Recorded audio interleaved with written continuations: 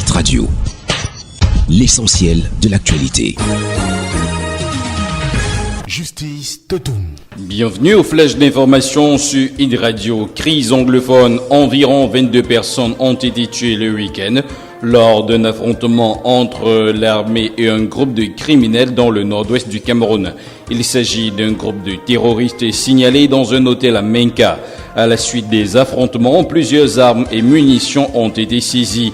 3 autres personnes, dont une soupçonnée d'appartenir au groupe de l'hôtel et un conducteur de mototaxi, ont été arrêtés dans un hôpital d'une localité voisine de Menka.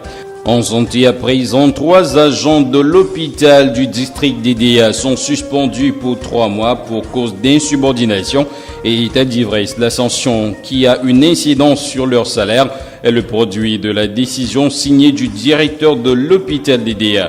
Ils payent ainsi les frais de nouvelles réformes mises sur pied depuis 2 mois.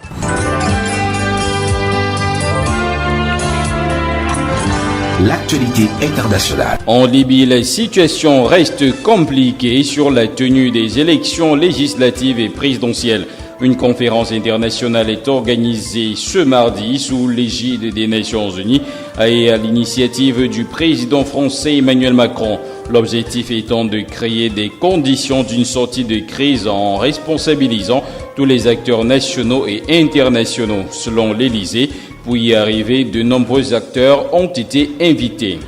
En République démocratique du Congo, 16% des électeurs pour les scrutins de décembre ont été enregistrés sans empreinte digitale.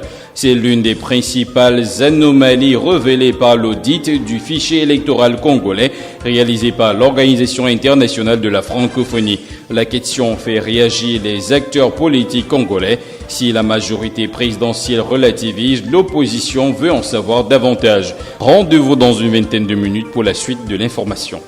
Hit Radio, une info d'avance.